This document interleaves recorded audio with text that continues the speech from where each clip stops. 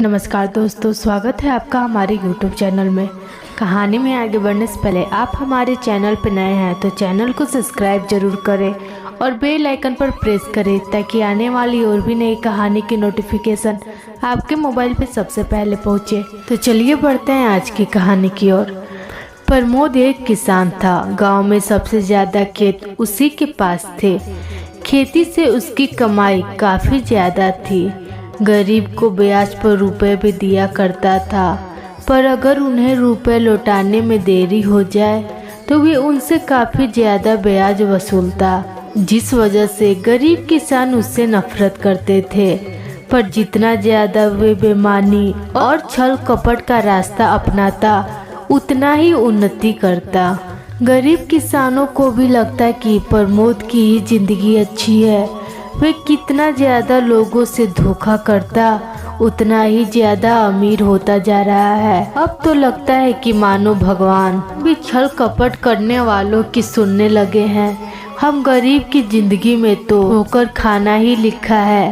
प्रमोद के पास जितना ज़्यादा पैसा आता वे उतना ही गरीब को परेशान करता।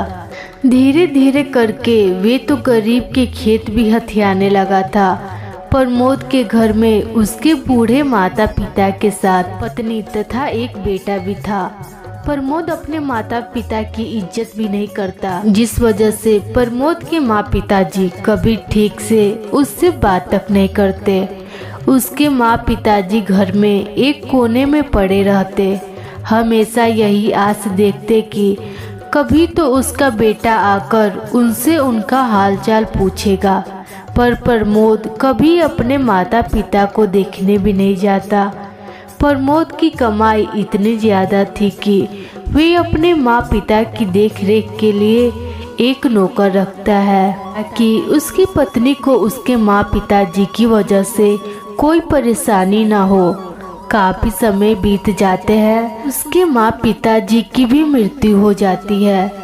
प्रमोद का बेटा भी बड़ा हो चुका था। प्रमोद का बेटा शहर से पढ़ाई करके अपने गांव आया था। पढ़ाई पूरी होते ही वे एक अच्छी से कंपनी में जॉब करने लगता है। जब प्रमोद का बेटा शहर से घर आता है तो वे अपने पिताजी से बोलता है कि पिताजी, मैं जिस कॉलेज में पढ़ाई करता था वहीं मेरे साथ रीता नाम की एक लड़की भी पढ़ा करती थी और अब तो हम एक साथ ही जॉब करते हैं, तो मैं चाहता हूँ कि आप मेरी शादी उसी लड़की से करवा दो। प्रमोद भी काफ़ी खुश हो गया कि घर में नौकरी करने वाली बहू आएगी तो हम पहले से भी ज़्यादा अमीर हो जाएंगे। प्रमोद उस लड़की के घर जाता है और उसके पिताजी से बात करके शादी फिक्स हो जाती है। कुछ ही महीनों के बाद प्रमोद की बेटे की शादी तो हो जाती है, पर शादी में लड़की के पिताजी ने ना दहेज दिया और ना ही कोई उपहार दिया। इस वजह से दोनों ही परिवार में काफी मनमुटाव उत्पन्न हो जाता है। पर प्रमोद का बेटा अपने पिताजी से ज्यादा अपनी पत्नी के पिताजी की साइड लेता है। वे अपने घर से ज्यादा अपनी पत्नी के मायके में ही रहता है। प्रमोद की बहू भी शहर में रहती। साल में कुछ ही दिनों के लिए प्रमोद के गांव आती। ऐसे ही दिन बीत जाते। प्रमोद और उसकी पत्नी काफी बूढ़े हो चुके थे। तबीयत खराब होने की वजह से गांव में ही प्रमोद की पत्नी का भी देहांत हो जाता है। प्रमोद घर में अकेला बच गया था, जिस वजह से उसके बेटे को उसे अपने साथ शहर ले जाना पड़ता है। प्रमोद भी बीमार ही रहता था, जिस वजह से उसके बेटे का उसके इलाज में काफ़ी पैसे लगते। उसकी पत्नी को भी उसकी सेवा करनी पड़ती। अपने ससुर को पूरे दिन बेड पर पड़ा देख प्रमोद की बहू को भी काफ़ी गुस्सा आता, क्योंकि पहले ही उसे अपने बच्चे के लिए जॉब छोड़ना पड़ा था और अब तो बच्चे के साथ ही साथ उसे अपने ससुर जी की भी सेवा करनी पड़ रही थी, जिस कारण वे गुस्से में जाकर अपने पति से बोलती है कि तुम अपने पिताजी को कहीं ले जाकर बीच चौराहे पर छोड़ क्यों नहीं आते।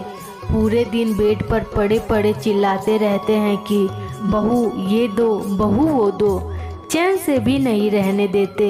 उनकी बीमारी में भी तो महीने में कितने रुपए लग जाते हैं। अब तो मेरी भी नौकरी नहीं है।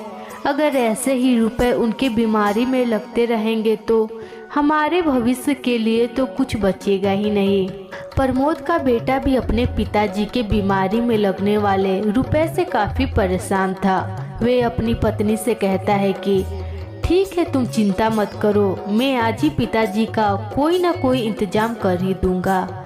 आधी रात होते ही प्रमोद का बेटा अपनी पत्नी के साथ अपने पिताजी को लेकर बीच चौराहे पर उनके सामान के साथ उन्हें एक कटोरा पकड़ाकर छोड़ आता है।